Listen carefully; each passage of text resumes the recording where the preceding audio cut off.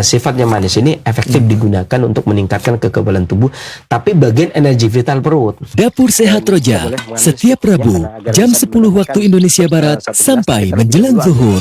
Dapur Sehat Roja, meracik makanan lezat menjadi sehat.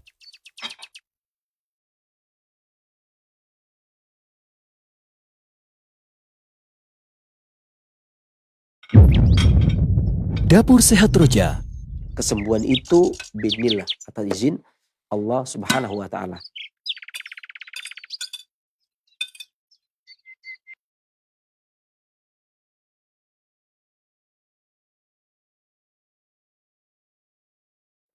Bismillah. Assalamualaikum warahmatullahi wabarakatuh. Waalaikumsalam. Alhamdulillahilladzi arsala rasulahu bil huda wa dinil haqq liyudhhirahu 'alad dini kullihi walau karihal musyrikun.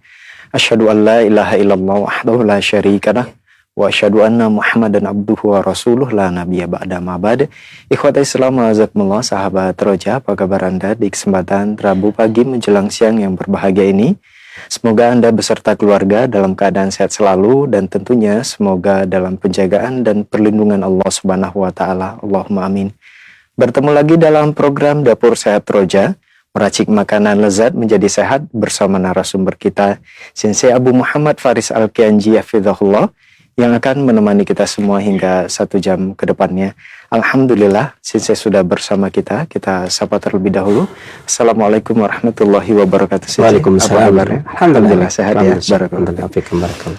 Nah, ikhwata Islam azakumullah, setelah penyampaian materi, silahkan nantinya Anda dapat bergabung bersama kami untuk bertanya seputar keluhan penyakit atau kesehatan di line telepon 021 823 6543, atau Anda dapat mempersiapkan pertanyaan melalui pesan singkat di cas WhatsApp di nomor yang sama 021 823 6543. Baik, kita kembali ke Sensei. Pembahasan di kesempatan ini berkaitan dengan mencegah dan mengatasi radang tenggorokan ya. Racikan labu parang, asam jawa, kunyit, gula merah atau gula aren, air secukupnya. Bahan-bahannya diantaranya ya gula merah dan air secukupnya, kemudian 2 ons labu parang, 30 gram asam jawa, dan 20 gram kunyit. Nah, berkaitan dengan radang tenggorokan ini, Sensei, ini masih ada hujan sedikit juga ya, walaupun betul, nanti akan masuk ke musim panas. Ini apa yang harus diwaspadai dan gejala klasik ini seperti apa? Nah? Makasih. Bismillahirrahmanirrahim. Assalamualaikum warahmatullahi wabarakatuh. Alhamdulillah. Wassalatu wassalamu ala rasulillah wa ala alihi wa sahbihi wa man wala amma ba'd. Kaum muslimin, para peminat Roja dimanapun Anda berada, syukur alhamdulillah kita panjatkan kepada Allah Subhanahu wa taala yang telah melimpahkan karunia-Nya kepada kita, memberikan kepada kita kesempatan kesehatan sehingga hari ini kita dipertemukan kembali oleh Allah Subhanahu wa taala. Salam serta salam semoga selalu senantiasa Allah curahkan kepada junjungan kita Nabi besar Muhammad sallallahu alaihi wasallam, kepada para keluarganya, seluruh sahabatnya, tabi'in, dan pengikut-pengikutnya yang selalu senantiasa istiqomah dalam menampilkan sunnahnya hingga di yaumul kiamah. Pas berkenaan dengan tanggal 22 Desember kemarin itu terjadinya pergantian musim dari musim dingin ke musim semi. Dan terjadinya perselisihan pendapat di antara para ahli di dalam hal musim itu sesuai dengan negara masing-masing, di mana biasanya orang-orang Indonesia atau Nusantara di zaman dahulu, di zaman Sultan Agungan, maka diistilahkan kalender Sultan Agungan, itu musim itu yang pertama dimulai dengan musim kering. Ya. Dan ini tentunya tidak sejalan dengan musim yang ada di Tiongkok. Karena mereka memulai musim itu pasti musim semi. Iya. Karena hujan, ya kan? Makanya biasanya agar pas tahun mereka, tahun hari raya mereka itu pas hujan. Jadi ada keberuntungan menurut mereka. Sementara di Indonesia itu dimulai dengan musim kering. Jadi kaso, karo, katelu, kapat, kalimo dan seterusnya itu kasonya ya, musim yang pertama itu dimulai musim kering ya, dan itu tercatat dari buku-buku lama yang kemudian mempublikasikan buah pikiran, renungan dari zaman Sultan Agung sampai dengan para ahli falakiyah di saat itu, yang menggabungkan antara Qomariyah dan Syamsiyah. Kalender Qomariyah dan Syamsiyah kemudian dijadikan satu, kemudian menjadi kalender Sultan Agungan, sekaligus mencetuskan tentang penetapan musim. Dan musim itu sebagaimana disebutkan di dalam beberapa buku juga yang sempat diajarkan di beberapa perguruan tinggi di tahun 80-an. Ya, sekarang enggak. Di antaranya bukunya Dr. Andes Daljuni yang berjudul Klimatologi, dan beberapa buku lainnya yang memuat tentang musim. Itu biasanya di Indonesia itu dimulai tanggal 22 Juni. Ini masuk musim kering. Ya. Sementara di negara lain seperti Tiongkok itu tidak mau dia. Dia memulainya itu justru musim semi yang dimulai kemarin tanggal 22 Desember, dan bukan cuma di Tiongkok, orang Tionghoa artinya orang China atau Tiongkok yang ada di luar Cina, negara Cina seperti di Indonesia pun keturunan-keturunannya tetap memulai musimnya perhitungan dengan musim semi. Ini musim sekarang. Ya alasannya masing-masing. Ada kalanya kenapa orang Tiongkok menggunakan itu? Karena dia menggunakan kaidah musim semi itu musim tumbuh. Iya kan, bersemi. Kayak tanaman itu bersemi baru tumbuh. Jadi wajar loh, kehidupan itu dimulai dengan pertumbuhan. Jadi setelah itu panas itu diibaratkan kalau manusia itu adalah manusia dewasa yang sudah matang sel telurnya. Ketika kering itu tua, dingin itu hilang harorohnya, mati. Itu tua sampai menjelang kematian, sampai meninggal dunia. Dingin, nggak ada apa-apa. Nah, sementara di Jawa nggak pakai kaidah itu. Kalaupun pakai kaidah itu ya mungkin dimulai dari tua yang nggak reproduksi sudah kan.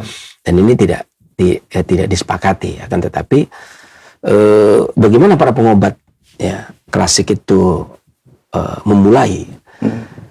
Para pengobat klasik pun ada dua juga. Ada yang memulai dengan musim panas, ada yang memulai dengan musim semi. Ada yang memulai dengan musim panas, ada yang memulai dengan musim semi. Saya tidak a priori kepada salah satunya, atau saya juga tidak merekomendasikan, ke musim kering lah, ke musim semi lah, ke musim panas lah. Yang jelas nggak ada yang memulai dengan musim dingin, nggak ada. Jadi perselisihannya cuman ada yang memulai dengan musim panas. Kenapa memulai dengan musim panas? Karena panas itu harorah ada pada kolbu. Sehingga manusia itu ya berawal dari ruh itu di kolbu. Jadi karena pendapat itulah mereka kemudian mengetengahkan atau menganggap ya musim panas dulu lah. Ya kan. Musim panas juga musim pembuahan. Sel telur matang, buah matang yang nanti akan jadi biji. Jadi ya harus panas dulu.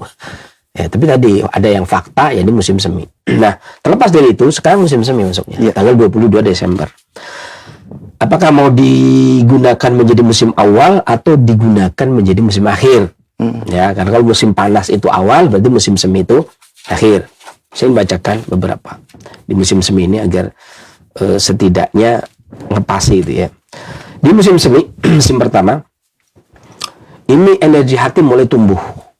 Energi vital hati mulai tumbuh, artinya hati itu tempat menyimpan darah, ya kan. Kemudian darah mulai ekspansi naik dari hati, kemudian keluar.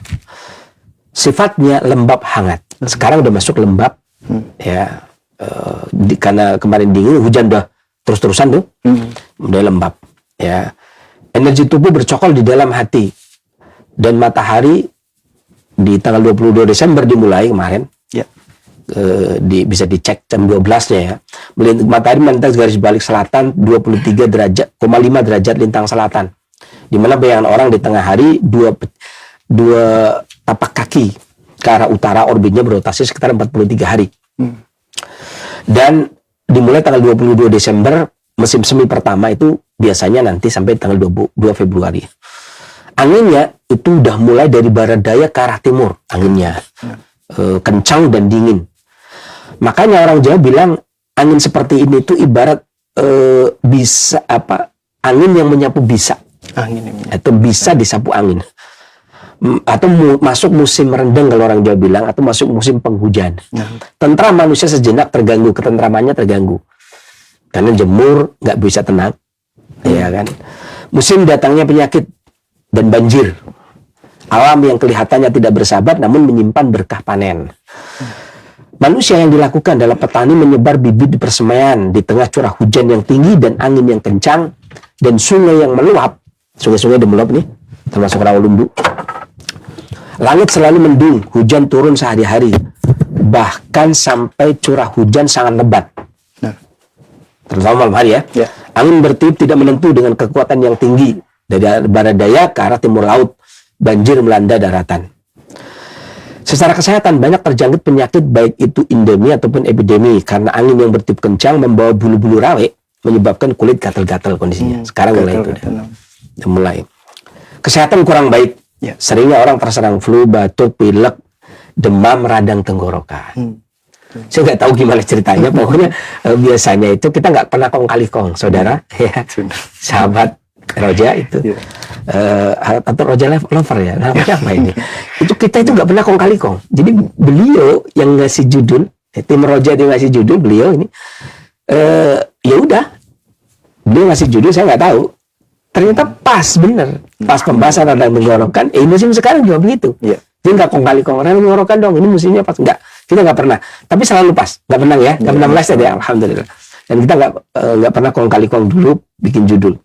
Jadi judul bukan dari saya. Kalau judul dari saya bisa menyesuaikan. Kalau judul dari saya radang tenggorokan juga, karena sesuai kan. Tapi ternyata judul bukan dari saya. Ini buat tahu aja ya. Nggak tahu ya. Ya memang udah begitu keadaannya itu udah seperti itu. Saya nggak tahu. Tiba-tiba dikasih judul yang begitu. Di mana kesehatan itu tadi flu, batuk, pilek, gatal, radang tenggorokan, amandel. Ya. Kalau karena tenggorokan bahasanya amandel berarti. Juga penyakit kulit karena gatal tadi, rematik. Angin dinginnya ini masih belum hilang. Jadi masih menyerang persendian. Itu. Bahkan lembab ini bisa menyerang jantung, pencernaan dan pinggang. Ini mulai di pencernaan nih. Kemudian pinggang itu masih ada sisa. Kemarin beberapa pasien juga masih banyak yang tersisa, sakit gigi, nyeri sendi, nyeri pinggang. Ini sisa-sisa musim dingin kemarin. Pada wanita itu muncul keputihan, makanya jaga diri nih. Bahkan dari semasa anak 9 tahun udah mulai keputihan. Nasihat tidurnya sedikit lebih larut, ya, dan bangunnya lebih awal. Kemudian gerakan tubuhmu dan jangan marah. Olahraga nih kalau ini sekarang. Outdoor oke sekarang ya. Jangan sedih, jangan cemas, jangan takut. Dengan adanya angin yang kencang, tetaplah puas dan bersyukur akan ada yang demikian. Jadi kalau dibilang apakah musim sekarang itu sudah bisa dikatakan masuk ke musim semi itu masuk ke radang tenggorokan, jawabannya ya, masuk kategori itu. Yang jadi masalah, tenggorokan itu biasanya dikaitkan dengan organ apa, ya kan? Banyak hal yang jelas ketika terjadi panas di tubuh. Akan terjadi hal seperti itu. Mau itu panas dari paru, kering dari paru, panas dari TH, limpa, atau kering dari limpa. Itu juga demikian. Saya kutip dari buku Ilmu Kesehatan Klasik jilid kelima. Ini bagi yang belum belajar jilid 5 nggak apa-apa saya baca ya. Di pasal ketiga tentang pembahasan pola mizat cairan tubuh, tentang penyakit rutubah, penyakit cairan tubuh atau mizat rutubah, perubahan penyakit karena rutubah. Ya, ini yang pertama adalah ketika seseorang kekurangan cairan tubuh, itu akan bisa muncul gejala mulut, bibir, tenggorokan, hidung, lidah kering. Kalau sekarang orang lebih cenderung ke kurang minum karena cuacanya hujan. Mana hujan minum, kan? Itu makanya sembelit, tinjak kering, kulit kering, kisut, kurang elastis, bola mata legok ke dalam, rasa haus, ya, yang seharusnya banyak minum. Gitu. Nggak minum, kalau nggak minum kencingnya berwarna kuning, kalau banyak minum kencingnya berwarna putih. Di antaranya begitu. Cukup dulu kita masak dulu. Boleh, sih. Ya, kita racik dulu ya. Iya, kita racik dulu. Oke, ini labunya kita udah rebus duluan ya, karena prosesnya agak lama. Betul. Baru kita ngambil kunyit. Kunyit ya. Saya ngambil yang umbi ya, atau biang kunyit. Iya, atau biang kunyit ya.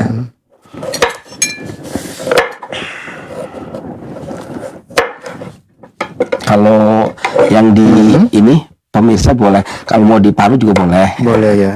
Boleh. Tapi karena direbus, ya nggak usah diparut. Saya ambil yang ada akarnya. Ya. Yang ada akarnya. Saya ambil yang ada akarnya.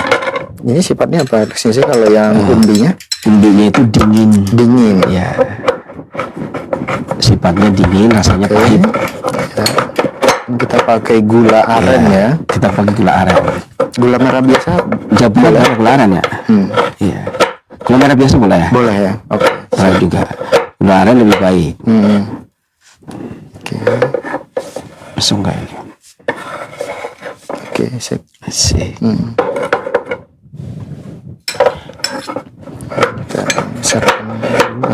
Kalau di pemirsa nanti kunyitnya dibanyakin ya. Kunyitnya Kalau yang radang loh, ini kan enggak radang. Jadi ini kan mau dinikmati ya. Jadi saya sesuaikan biar enak di sini.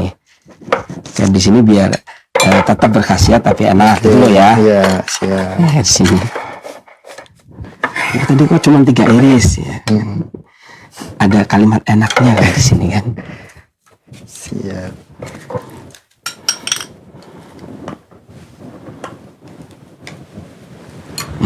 Nah, Oh ini ininya ya. sekalikan asam. Gula. Asamnya, asam Jawa. 3 mata. Oke, 3 mata. Sebesar telur burung puyuh 3. Oke, ini kita rebus lagi sampai mendidih. Sampai mendidih. Siap. Ini kalau nggak ada orang dijilat ya.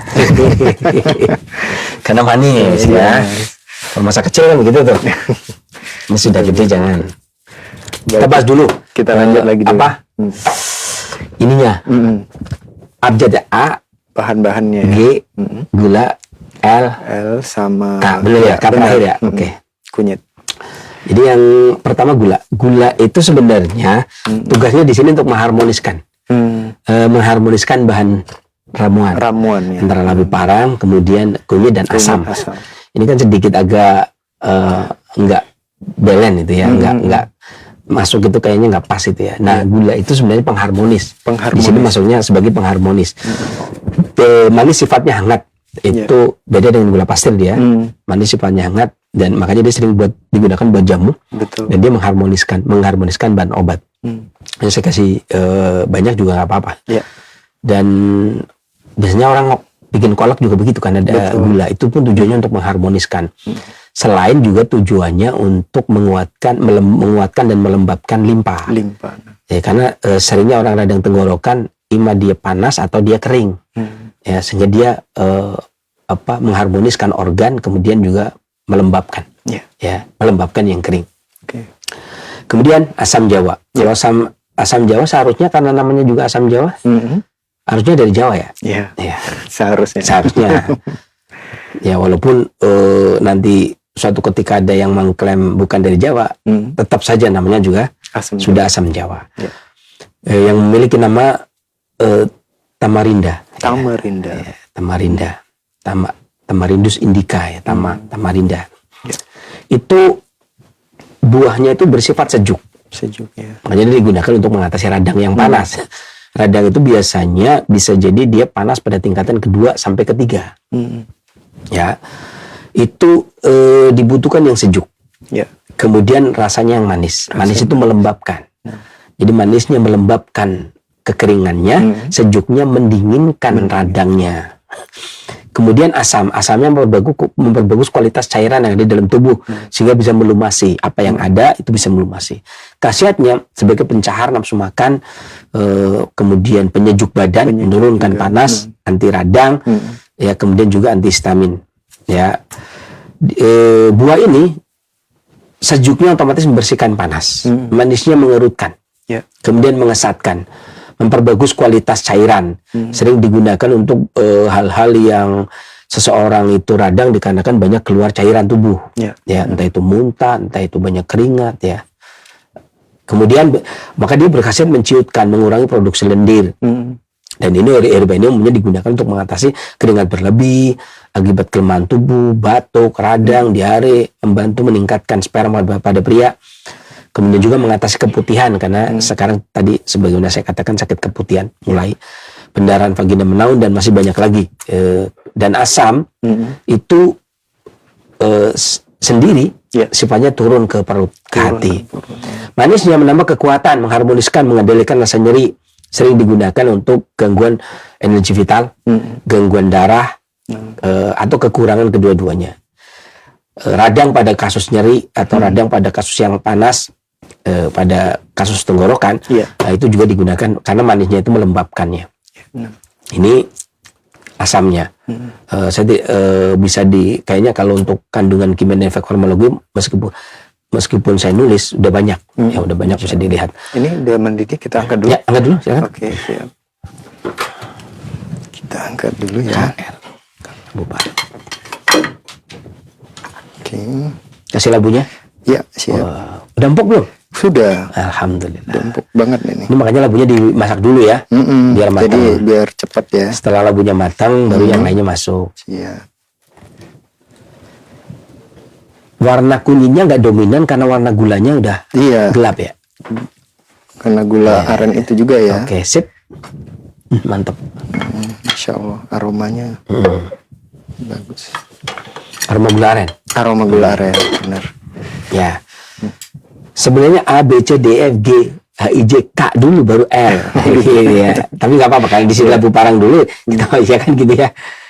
Kalau secara abjad, kunyit dulu. Tapi karena secara meja, labu parang dulu. Labu parang. Siap. Ada yang bilang labu merah. Kukurbita. Ya, ada bilang labu kuning, ada yang bilang ya. Labu kuning. Ya. Tumbuhan ini diyakini berasal dari kawasan Meksiko Tengah. Meksiko Tengah. Jauh banget ya. Cuman baru tahu kan, dia dari Meksiko datang ke sini, dibawa dia sama nggak tahu siapa yang bawa. Ya, tanaman semusim ini menyebar ke Amerika Utara dan Selatan. Selanjutnya spesies ini dibawa ke kawasan Eropa, Asia, dan Afrika. Dibanding dengan labu lain, labu parang ini banyak ditemukan di Asia Tenggara karena gampang beradaptasi di kawasan tropis dan di dataran rendah. Dan sinonimnya banyak ya, dan tanaman ini kini bisa dapat ditemukan di seluruh dunia. Ya, nggak cuma di Indonesia, dunia. Ya, tinggal beli. Ya kan? Buah labu kuning biasanya dimasak sebagai kolak. Ini kan kolak nih. Betul. Dan itu juga diolah menjadi sayur. Menjadi sayur ya? Iya, sayur lodeh. Iya, benar, sayur lodeh, benar. Dipotong sesuai dengan keinginan. Iya. Al-Imam Al-Bukhari menyebutkan tentang yaktin adalah ad-duba atau al-qar, yaitu tanaman sejenis labu, yakni masuk ke jenis labu ini. Meskipun yaktin lebih umum, dikarenakan yaktin secara bahasa adalah setiap tanaman yang tidak memiliki batang pohon, kayak semangka, timun, kerai. Ya. Al-Imam Al-Bukhari membawakan Quran surah As-Saffat ayat 146, dan kami tumbuhkan untuk dia sebatang pohon dari jenis labu. Ada yang mengatakan bahwa tumbuhan yang tidak berdiri dengan batangnya disebut dengan najem, jadi bukan syajar. Ibnu Qayyim ternyata juga banyak menyebutkan di sini. Beliau banyak menjelaskan bahwasanya yaktin ini, labu ini bertabiat dingin dan sifatnya lembab. Dinginnya mendinginkan panas pada radang, ya kan? Lembabnya mengatasi kekeringan atau melumasi kekeringan dan memberikan sedikit makanan. Dan dia cepat menurun ke bawah, walaupun belum dicerna dengan lembut, tapi dia udah turun. Darinya keluar campuran yang bagus. Dan di antara tabiatnya adalah campuran yang tajam manisnya yang keluar darinya. Apabila dicampur dengan garam, maka akan harmonis dia. Dia akan harmonis dengan garamnya. Apabila dicampur dengan makanan penahan, maka dia akan menjadi penahan. Dia akan harmonis dengan makanan apapun. Dia mau digunakan apa, dia akan ikut. Dan apabila dimasak dengan jeruk, maka dia akan memberikan makanan kepada tubuh dengan baik. Ini dengan asam, sama aja. Seperti itu. Dan yaktin ini bersifat lembut. Labu ini bersifat lembut, mengandung banyak air yang ditahan. Memberikan makanan lembab atau rutubah, mengobati panas, radang, namun tidak cocok bagi orang yang terlalu kedinginan dan banyak lendir. Banyak lendir tapi menggigil. Air labu menghentikan dahaga, kehausan, dan meminumnya atau membasuh kepala dengannya dapat menghilangkan sakit kepala panas. Dia juga melenturkan perut. Orang-orang yang panas tubuhnya itu biasanya memanfaatkan labu. Di antara manfaat lain adalah didulurkan sebagai adonan, dipanggang dan seterusnya. Ya. Dan secara umum dia digunakan untuk mengatasi kekeringan, kemudian juga melembabkan yang kering, dan juga mendinginkan yang panas. Di Indonesia sendiri, J. Kloppenburg, seorang wanita berkebangsaan Belanda yang meneliti tentang tanaman, dia menyebutkan tanaman melata ini, yakni labu parang, yang di Jawa juga disebut dengan waluh. Ya, sangat banyak sekali faedahnya. Dan buahnya ini mula-mula hijau, kemudian jadi kuning. Ya, buah ini di Indonesia ini di pribumi kan dibilang. Ya, belum di Indonesia kan, belum ada Indonesia tahun 1912 belum ada Indonesia dia, ya. Itu sangat lezat dan orang-orang Bumi Putra itu memakannya, bahkan daunnya sebagai sayuran dan digunakan juga sebagai obat. Bijinya terkenal digunakan sebagai obat cacing dan daging buahnya digunakan untuk peradangan. Kahane, seorang profesor berbahasa Jerman, juga mengatakan tentang labu parang di tahun 1919.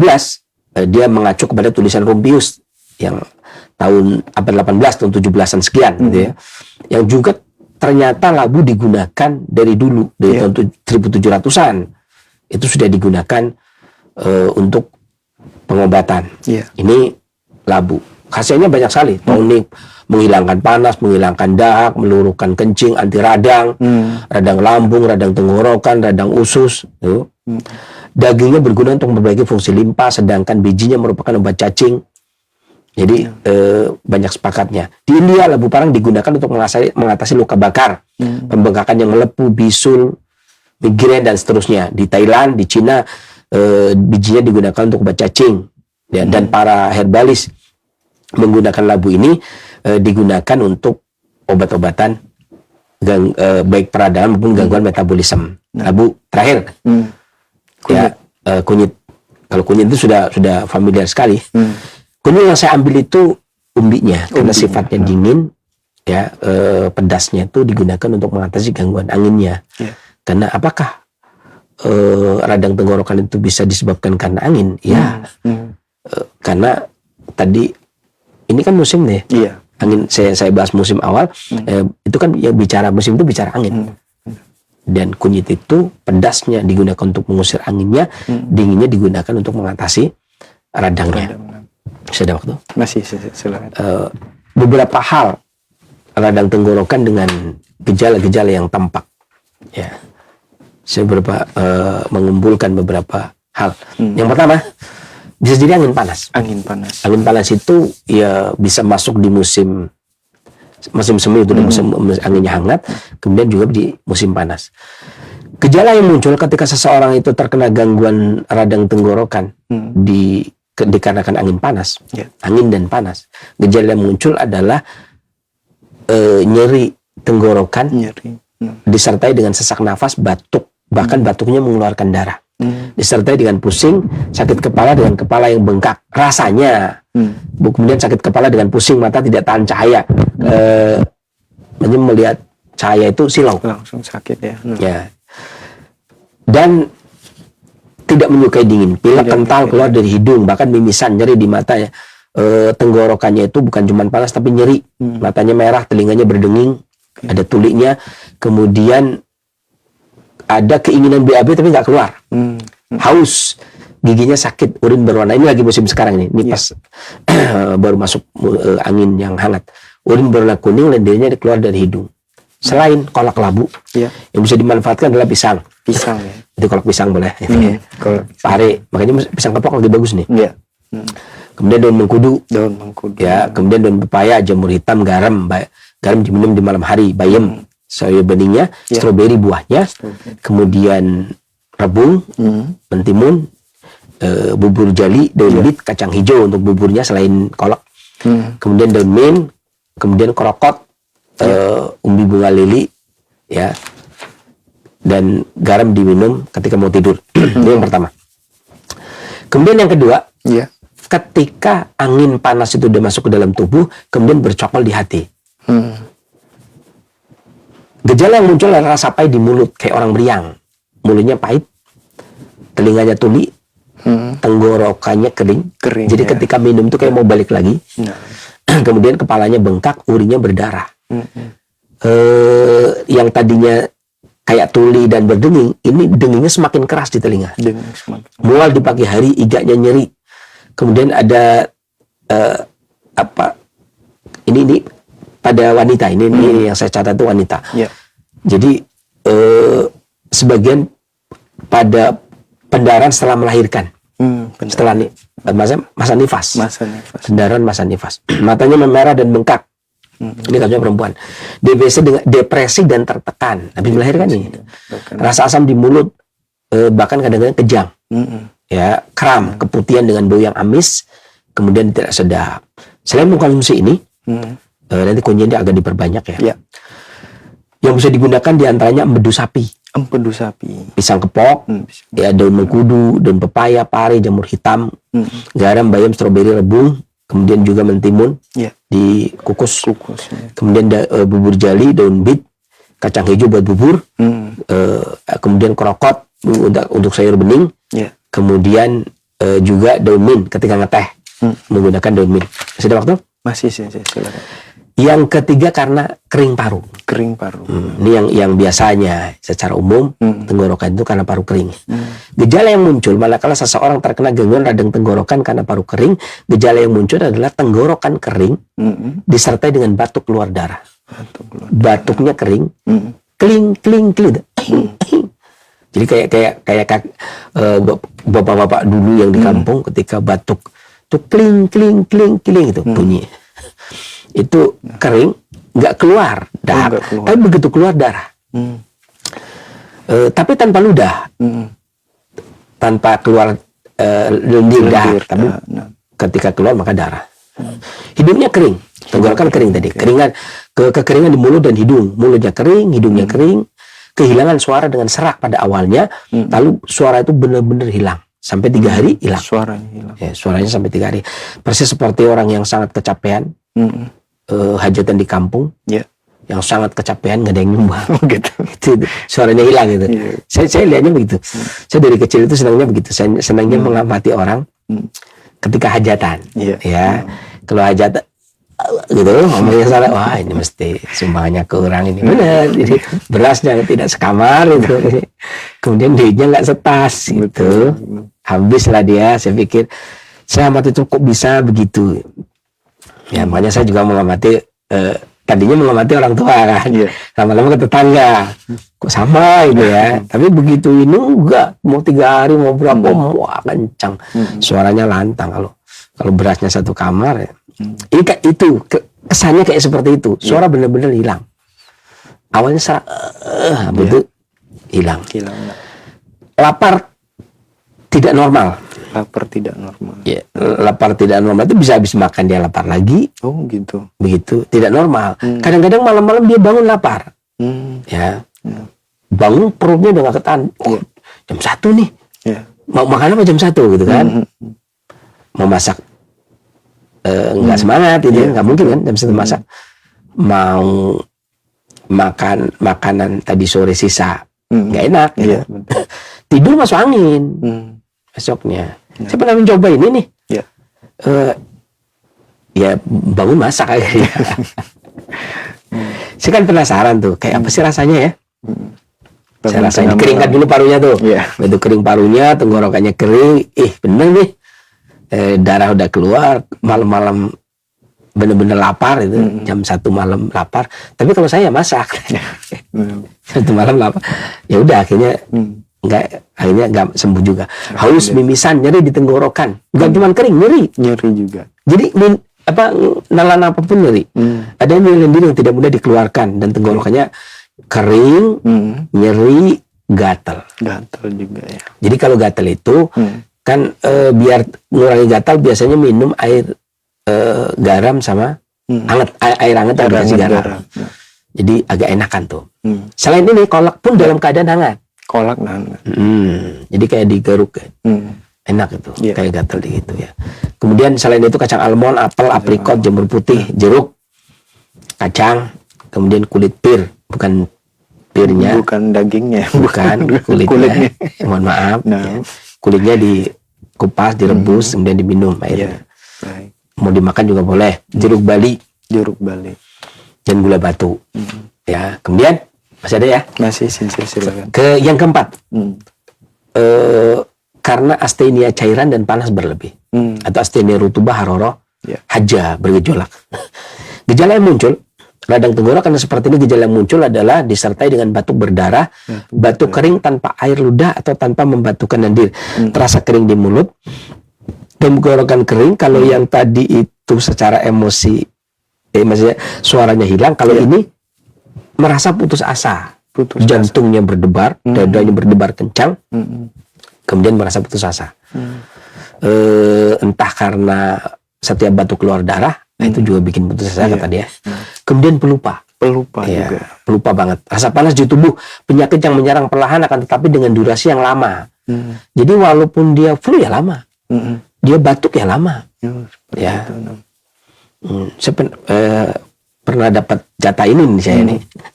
Apa aja lama pokoknya. Keringat di malam hari, terutama di punggung. Keringat di malam hari terutama di punggung. Tapi jangan dicoba ya. Karena jangan jangan membahayakan diri sendiri. Kalau saya dalilnya kan seorang barang siapa yang mengobati penyakit tapi dia belum tahu penyakit sebelumnya, maka dia bertanggung jawab di akhirat.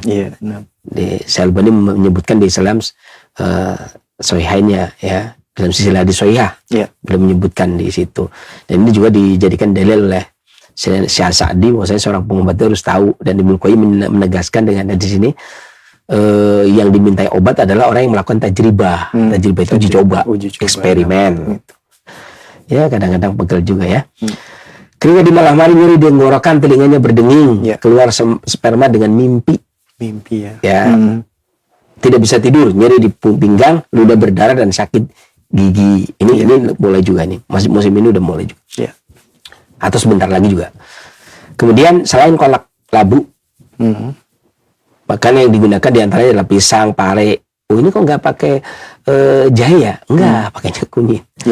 Pisang, pare, daun paya, daun mengkudu, jamur hitam, garam, bayam, stroberi, rebung, mentimun, biji jali, hati. Terserah hati apa?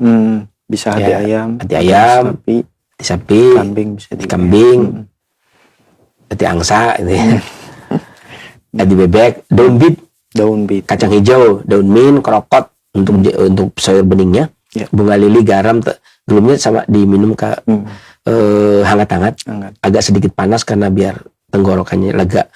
Telur ayam, telur bebek, asparagus.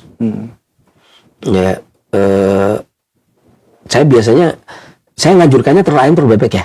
Tapi saya biasanya kalau saya pakainya telur burung puyuh. Tapi jangan yang kecil-kecil. Iya, jangan ditiru ya. Beda-beda ya orangnya. Rajil dan tiram.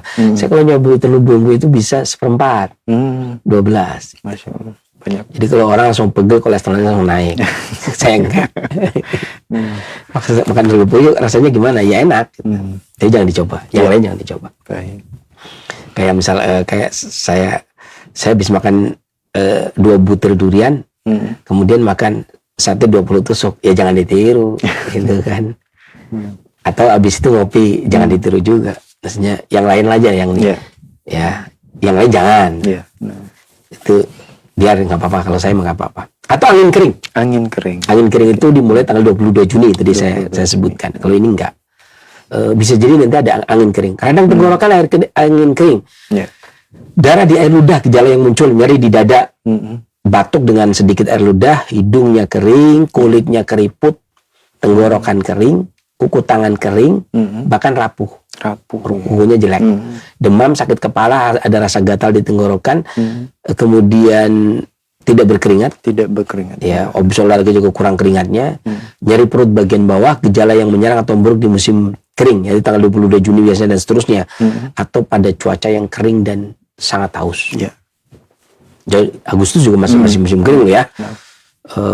Selain kolak ini yang digunakan adalah daun mint, seledri untuk sopnya, kelapa, air dan dagingnya, daun bawang, asparagus, telur, madu, ya, kemudian buah pir. Kalau ini buah nih, buah bukan apa? Bukan kulitnya. Minyak wijen, biji wijen, kemudian kedelai kuning. Ya, kedelai kuning. Saya sering menggunakan bayam dan tahu, tempe sama-sama kedelai juga nih. Kemudian yang keenam adalah kekurangan cairan di tubuh keseluruhan. Selain rasa gangguan tenggorokan, gejala muncul pendarahan di gusi, sembelit, batuk darah dengan warna yang merah muda, nggak tua. Disertai dengan pusing, pesasnya kering, dan sedikit rasa kering di mulut, rasa kering di tenggorokan, kemudian lelah, ngomong lelah, gerak lelah, istirahat lelah, tidur lelah, semua lelah. Dan sakit kepala di sore hari. Jadi walaupun dia merem, dia tahu ini udah sore ya, ada sakit kepalanya sakit. Tapi keren dia, keren. Tahu sore tanpa melek gitu ya. Keringat di malam hari, terutama di punggung, nyeri di tenggorokan juga merah dan bengkak. Tenggorokannya nyeri, merah, membengkak. Telapak tangan dan kakinya panas, urinnya pendek, merah. Tidak bisa tidur. Tidak bisa tidur. Ya. Sulit menelan. Kebanyakan air dia akan keluar lagi. Sakit gigi, kekurangan berat badan menurun. Selain ini, makanya konsumsi ada sarang burung. Sarang burung walet. Agak murah nih. Ya, nggak tahu murah apa mahal ya. Mahal. Saya baru dibeliin sama istri sarang burung. Sirip ikan hiu. Sirip ikan hiu juga mahal. Tadi yang murah-murah terus nih, mahal nih. Kacang merah. Kacang ya, merah. Mending ya lumayan. Asparagus, telur ayam, sotong, daging bebek, telur bebek. Ya itu daging bebek, telur bebek. Kalau saya telur puyuh tetap ya. Telur putih, tiram, dan royal jelly. Masih ada waktu cukup? Cukup sih. Oke, demikian. Mudah-mudahan bermanfaat untuk sesi tanya jawab. Silakan berantum, silakan. Baik, jazakallah khairan atas penjelasan materi yang sangat bermanfaat di kesempatan ini.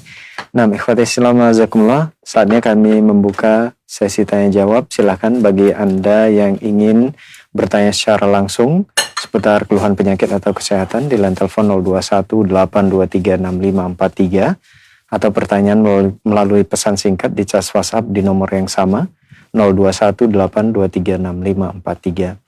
Baik, untuk penelpon pertama kita coba angkat di 0218236543. Ya, silakan. Assalamualaikum warahmatullahi wabarakatuh. Waalaikumsalam warahmatullahi wabarakatuh. Umu Abdillah di Mamuju, Sulawesi ya. Iya. Silakan Umu. Pertanyaan Sensei, ada cucu saya umur 7 bulan Sensei. Cucu ibu umur 7 bulan. 7 bulan. Iya, laki-laki perempuan ibu? Perempuan, baik. Ya. Dia itu batuk, demam, dan banyak sekali lendirnya Sensei. Batuk, demam, sama keluar lendir. Iya, kalau sampai bunyi-bunyi tenggorokan itu lendir. Ya, Umurnya berapa? 7 tahun? 7 bulan. Oh, 7 bulan. 7 bulan ya, silakan. Baik. Ya. Menurut Sensei, teman saya kan ada juga anaknya begitu Sensei. Kalau ilmu kedokterannya katanya leukosit namanya Sensei, katanya banyak lendir di paru-paru Sensei. Sudah diperiksa dokter ibu? Anaknya teman saya yang mengalami hal yang sama begitu Sensei, saya juga antaranya komunikasi begitu. Kelebihan lendir katanya. Jazakumullah khairan. Waalaikumsalam warahmatullahi wabarakatuh. Silakan Sensei. Cucunya ya? Ya, cucu ini. Oh iya, bukan 70 cucunya. 7 bulan. 7 bulan. Ya, perempuan. Nah. Kalau tadi kalau dia kalau udah diperiksa obati ke dokter, maka pakai obat dokter. Ya. Kalau karena tadi belum tahu ya, kalau belum maka bisa menggunakan madu 3 sendok makan, kemudian air jeruk 1 sendok makan. Kemudian madu apa nih? Kalau bisa madu kapuk randu. Madu kapuk randu. Kalau nggak ada madu hutan. Iya. Ya, 3. Ya. Kemudian air jeruknya 1, kemudian air biasa itu 5. Gabung jadi 1, taruh di mangkok, dikukus selama 15 menit. Kemudian nanti minumkan setengah sendok teh sekali minum. Ya, kalau bisanya pakai puting udang juga nggak apa-apa. Atau bisa juga dengan menggunakan madu kapuk randu langsung ditaruh di puting udang, 1 putingnya. Kemudian dikenyotkan. Kan biasanya udah bisa ngenyot tuh. Ya. Mudah-mudahan lu angkat penyakitnya dan bermanfaat bagi para pendengar dan pemirsa yang lainnya selanjutnya. Baik, jazakallah khairan Sensei atas jawabannya. Semoga bermanfaat untuk penanya Umu Abdillah yang ada di Mamuju, Sulawesi. Nah, ikhwati Islam azakumullah, masih kami buka kesempatan bagi Anda yang ingin berkonsultasi seputar keluhan penyakit atau kesehatan di line telepon 0218236543. Silakan. Ya, halo. Assalamualaikum. Baik, terputus. Kita beralih ke pertanyaan melalui pesan singkat di kesempatan ini. Baik, dari sahabat Roja yang ada di luar negeri, Abu Fadil di Dubai, mungkin menyimak melalui streaming ini, Sensei. Assalamualaikum warahmatullahi wabarakatuh. Waalaikumsalam warahmatullahi wabarakatuh. Sensei, saya punya keluhan perut sering kembung dan sering kencing serta sakit di saluran kemih. Ini bagaimana solusinya? Syukron jazakallahu khairan. Nah, ada nggak bahan-bahannya di Dubai? di Dubai ya. Iya, sering kembung. Tapi biasa ada toko yang Indonesia menjual, ya herbal rempah-rempah Indonesia. Indonesia. Sering kembung. Keluhannya tadi perut kembung, kemudian sering kencing, ya BAK, BAB ya, buang air kecil, BAK serta sakit di saluran kemih. Nah. Ya, saya manfaatkan yang kemungkinan ada. Ya. Biasanya kalau di Saudi ada kan berarti harusnya di Dubai ada ya. Insya Allah. Insya Allah ada gitu kan. Ya, mudah-mudahan. Ya. Ya. Kapulaga. Kapulaga itu karena di Saudi itu nggak mungkin ada nasi kebuli, nasi ya kan, mandi dan sebagainya kalau nggak ada kapulaga. Benar. Kalau ada kapulaga berarti ada nasi kebuli, ada kapulaga. Iya, otomatis begitu tuh. Iya. Maka saya pilih kapulaga. Ya. 1 sendok teh biji kapulaga.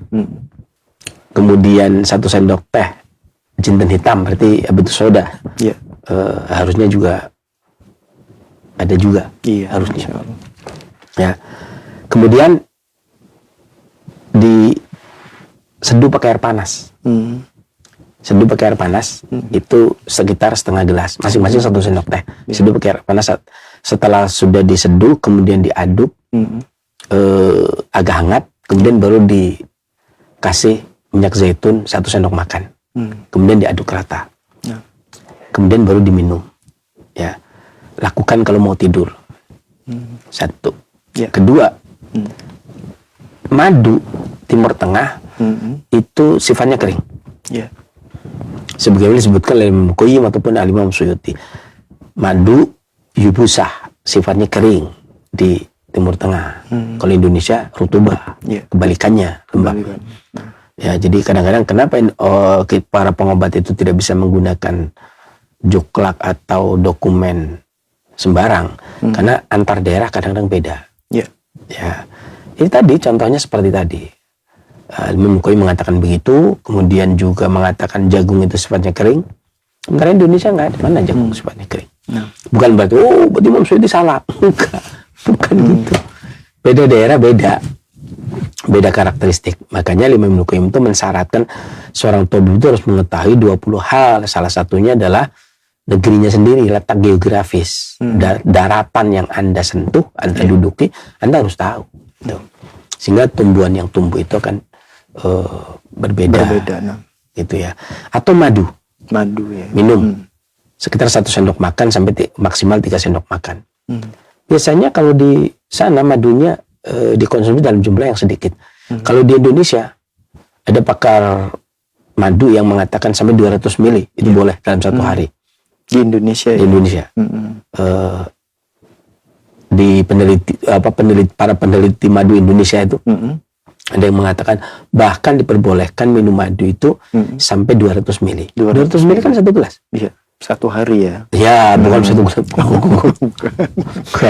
Maksudnya kalau dibagi 3 kan. Sekarang kalau kita minum 3 sendok makan. 3 sendok makan itu 1 sendok makannya kan 20 mili. Kali 3 kan berapa? 60. Ya. Kalau pagi, siang, sore, berarti 60 kali 3, 180. Berarti kan kurang 1. Kurang 1 sendok lagi, selesai 200 mili. Berarti boleh 200 mili. Ya, tapi nggak tahu tuh kayak madu-madu Yaman yang kering. Segelas gimana? Kering dia. Negaranya sifatnya kering, di sini sifatnya lembab. Tapi sepakat madu itu higroskopis, menyerap air sehingga mempertahankan agar orang tidak kencing, kemudian kering dan hangatnya mengatasi gangguan perut. Bisa menggunakan madu saja. Itu juga boleh. Terus ramuan yang tadi juga boleh. Pakai kapulaga tadi. Ya, pilih mana yang memang lebih mudah. Lebih mudah. Ya, saya kasih pilihan yang paling mudah, madu saja. Iya. Tapi kalau bisa ya jangan madu saja. Itu yang tadi saya sampaikan. Ya, mudah-mudahan Allah angkat penyakitnya dan bermanfaat bagi para pendengar dan Indonesia yang lainnya selanjutnya. Amin. Jazakallah khairan sisi atas jawabannya. Semoga bermanfaat untuk penanya Abu Fadli yang ada di Dubai. Nah, masih kami buka kesempatan di line telepon 0218236543 bagi Anda yang ingin berkonsultasi, silakan. Halo. Assalamualaikum warahmatullahi wabarakatuh. Waalaikumsalam warahmatullahi wabarakatuh. Dengan Ibu siapa? Di mana? Dengan Ibu Aida dari Tangerang. Ibu Aida di Tangerang. Silakan Ibu.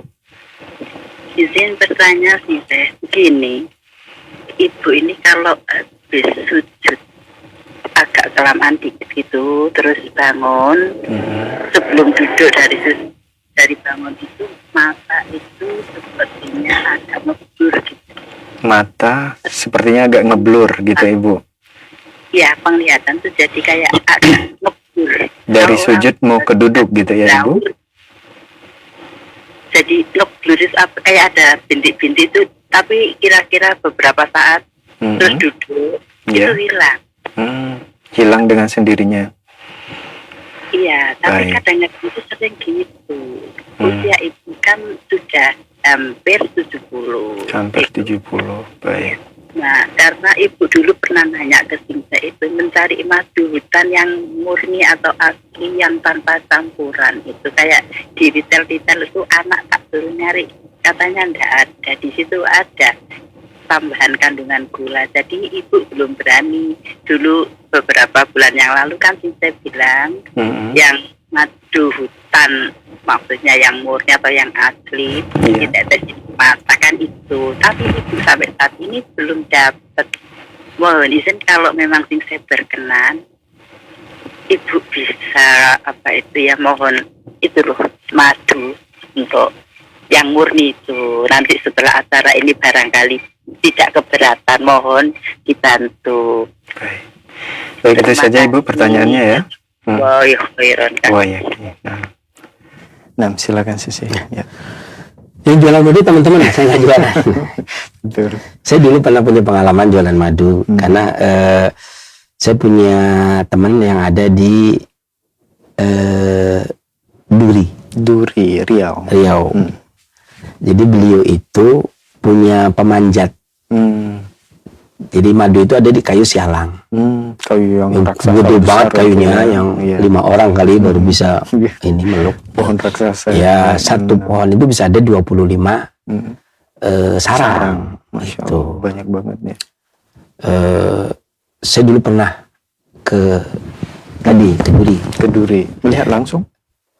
Nggak manjat kalau saya. Yang manjat orang-orang Tegal gitu ya. Tapi saya pernah ke sana. Pernah ke sana. Betul. Pernah ke sana sehingga saya karena tahu persis ya yang manjat tahu ikhwan kita semua.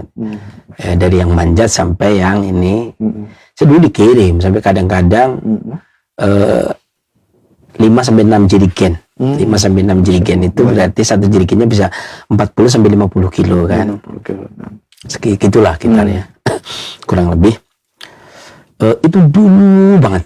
Tahun 2007.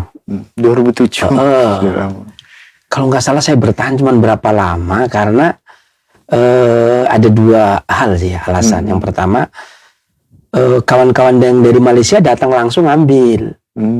Nggak perlu dikirim. Karena dong saya dari mereka berani harga yang lebih tinggi. Satu. Yang kedua ada beberapa kawan yang sekitar tempat saya yang juga jualan madu. Jangan diambil semua dong Sensei. Bagi-bagi gitu ya. Dia bilang ya udahlah. Terakhir itu dulu saya masih sisa pengiriman terakhir 5 atau 6 lah pengiriman terakhir pokoknya dirijen. Itu nggak saya jual.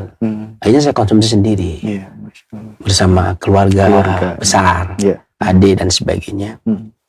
Sampai kalau nggak salah yang terakhir itu fermentasi untuk pupuk tanaman. Itu saya sediakan 50 kilo kalau nggak salah. Itu. Kalau orang sayang banget ya, yang tanamnya bagi-bagi, tanam mendapat saya keluarga dapat. Habis itu udah sampai hari ini saya nggak jualan lagi, Bu. Ya kawan-kawan lah insya Allah banyak. Saya juga udah nggak saya juga udah nggak banyak berhubungan. Ya makanya saya cuman karena bagi-bagi ya saya bagi-bagi ya, saya yang ngeresepin, dia yang jualin. Ya jadi ini namanya bagi-bagi. Bagi-bagi juga nggak harus kasih fee kan, karena madu dia sendiri malah ngasih fee. Nggak, saya cuma nggak jual madu. Dulu juga aja saya sempat jual korma. Sekarang udah nggak lagi. Gitu Bu ya. Ibu bisa menggunakan habatus sauda dikunyah 1 sendok teh, kunyah, kemudian minum air hangat. Ya, lakukan paling nggak 2 kali sehari, pagi dan mau tidur. Ya, kalau tadi mau habis acara ketemu kami nggak ada. Tidak ada. Saya nggak punya. Benar. Iya, yang ada Roja itu yang nggak ada Roja nggak jualan juga kan? Jualan juga Bu. Ya, insyaallah lah ikhwan insyaallah. Ya demikian, mudah-mudahan bermanfaat juga bagi yang lainnya. Selanjutnya. Baik, jazakallah khairan Sensei atas jawabannya. Semoga bermanfaat untuk penanya Ibu Aida yang ada di Tangerang. Kita beralih ke pertanyaan melalui pesan singkat kembali. Assalamualaikum warahmatullahi wabarakatuh Sensei. Waalaikumsalam. Dari Ibu Her di Tangerang. Sensei, setahun yang lalu lutut saya buat sujud sholat, buat jongkok, nyeri rasanya. Terus saya cek ternyata kolesterol tinggi 241. Kemudian berobat, alhamdulillah minum obat nyeri 2 butir sembuh. Dan setahun ini saya mengurangi gorengan dan rajin jalan santai, kurang lebih setengah jam. Bolehkah jalan cepat Sensei yang saya lakukan? Umur saya 52 tahun, alhamdulillah nyeri lutut sembuh. Tapi sepekan yang lalu saya makan pete 6 butir buat lalap, makan daun pepaya yang pahit, makan keripik usus, dan sekarang lutut nyeri lagi.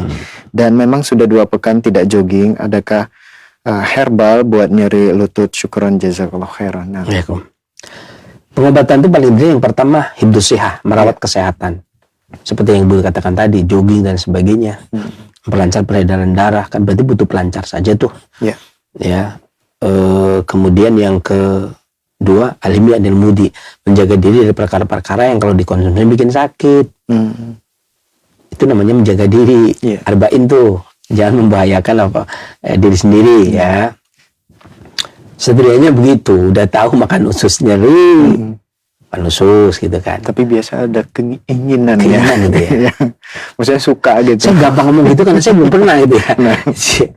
Ngapain sih makan usus kayak gitu? Gitu. Enak sih saya, masa? Saya belum pernah itu. Karena saya belum pernah, jadi saya enak aja ngomong ya. Karena saya termasuk orang yang miskin literasi dalam masalah makanan. Jadi kadang orang makan ini saya belum pernah, orang makan itu saya belum pernah, belum.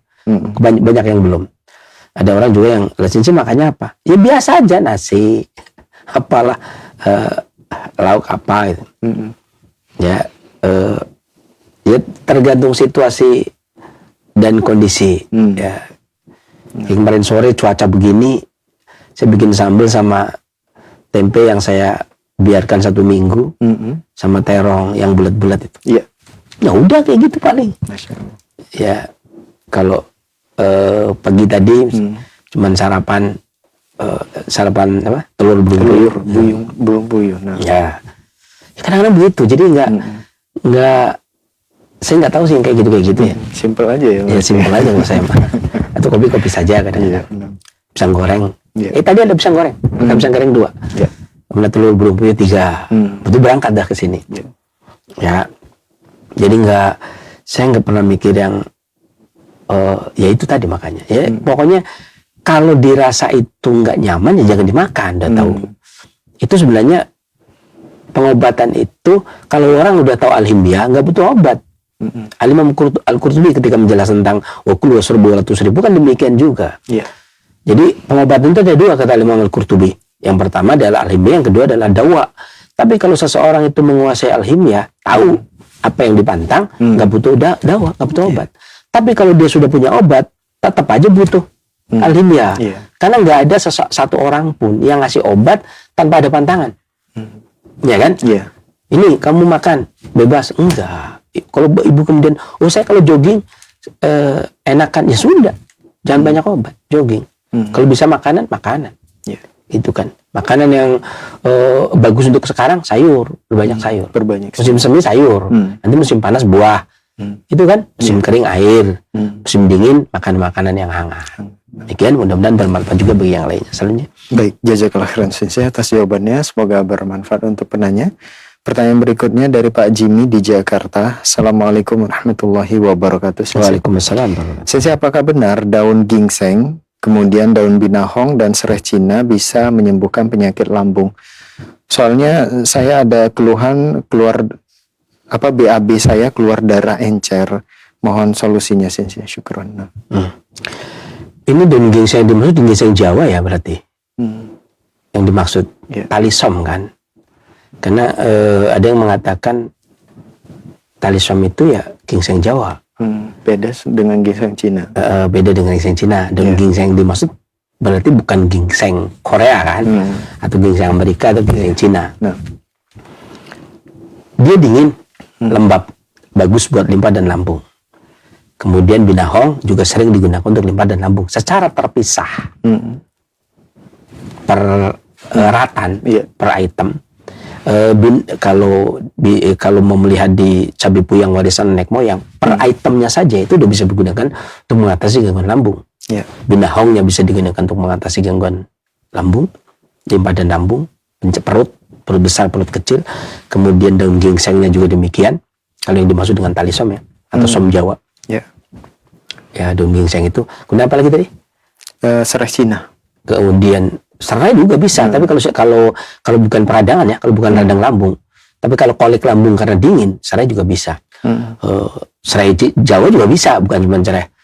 Kalau musim sekarang serai Jawa juga bisa. Bagus malah musim serai Jawa juga bisa. Ya kan, nggak harus Cina, karena kalau Allah turunkan penyakit, Allah turunkan obatnya masih ada di Cina juga repot juga gitu kan. Gimana cerita ya, gitu kan. Jadi serai Makassar orang Makassar, serai Jawa orang Jawa gitu kan. Serai Cina orang Cina, serai Amerika orang Amerika gitu. Serai orang Cilengsi, serai Cilengsi. Itu paling gampang kan begitu. Iya kan. Serai Cilengsi nunggu impor serai Cina. Itu repotnya di situ. Itu secara umum dipisah pun buat lambung semua. Artinya ada beberapa buku buku lama yang kemudian menyebutkan ya seperti obat asli Indonesia atau OAI yang sering disingkat OAI karya Dr. Seno Sastroamijoyo itu juga menjelaskan pertanaman yang digunakan untuk itu terbit tahun 1943 di zaman Jepang gitu ya. Saya punya cetakan pertama, punya cetakan kedua, punya suatu kebanggaan itu kayak gitu tuh. Kolektor buku itu begitu tuh. Cetakan pertama, tapi yang dibaca bukan cetakan pertama, cetakan kedua, yang dibaca cetakan kelima. Yang pertama itu dibungkus rapi karena khawatir kertasnya kan udah tahun 43 loh, 46. Kalau buku-buku itu saya harus cari cetakan yang baru yang untuk dibaca. Kemudian kayak cabai puyang cetakan tahun 70-an, kemudian buku inventaris tanaman obat sekarang udah ada 6 jilid. Kalau waktu 5 jilid itu ada 743 tanaman. Itu pembahasan pertanaman itu. Kalau inventaris tanaman obat itu bagi herbalis. Herbalis itu artinya orang yang mengobati berdasarkan kandungan herbal, kandungan kimiawi dan efek farmakologi herbal. Itu tahun 70-an udah ada itu Kementerian Kesehatan itu. Atau buku-buku lama seperti bukunya Rumpius. Buku Rumpius itu salah yang dicari. Yang mudah-mudahan aja yang terbitan Kementerian Kehutanan sekarang tuh, yang tumbuhan berguna Indonesia ada 35 jenis tanaman itu juga banyak sekali yang kemudian dibahas per item, per tanaman. Yang sifatnya bukan resep ya, itu juga banyak sekali buku-buku yang membahas tentang itu. Dan tadi yang disebutkan pertanaman itu adapun formula atau kalau bahasanya Al-Imam Ibnu Qayyim akrobatin atau peracikan, maka itu butuh keilmuan tersendiri. Pertama ilmu diagnosa. Begitu dia mendiagnosa, ini harus formula.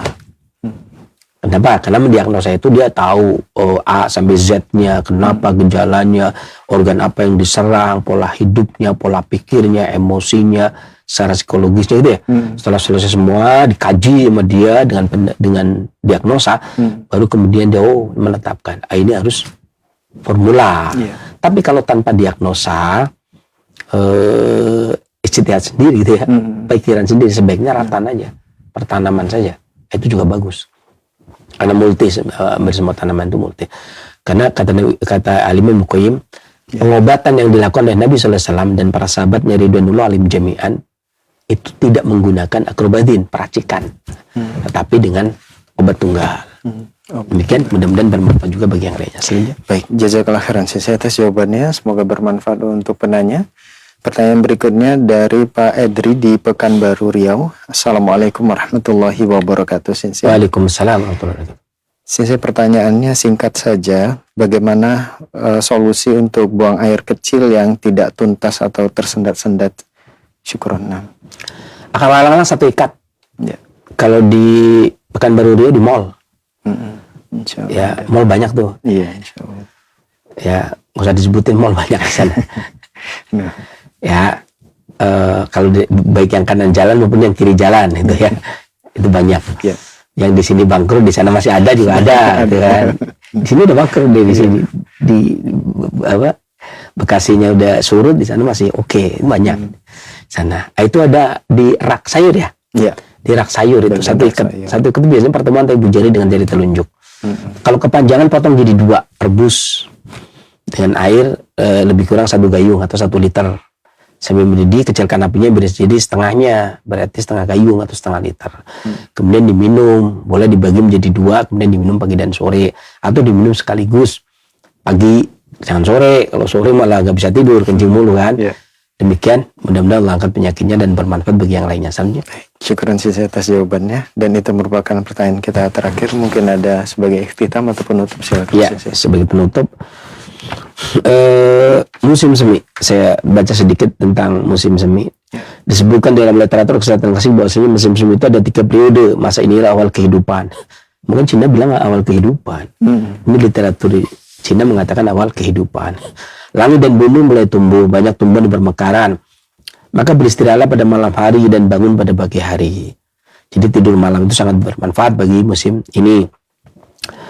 Kemudian mengitari istana. Kalimatnya begitu tuh, kalimat orang dulu. Padahal maksudnya rumah kita itu ya. Maka maksudnya jalan komplek jalan sekarang. Kalau dulu beristirahat pada malam hari dan bangun pada hari. Pagi hari bersama dengan ayam berkokok. Kemudian gerakan rambut dan kitari istana. Wah, Masya Allah, keren ya. Berjalan dengan santai untuk melahirkan aspirasi. Jadi makanya kalau kata pertanyaan, boleh nggak jogging jalan cepat? Ini santai, Mas. Berjalan dengan santai seakan-akan melahirkan inspirasi. Bukan mencari inspirasi, melahirkan inspirasi. Jadi santai sampai berjalan yang bisa melahirkan seakan-akan.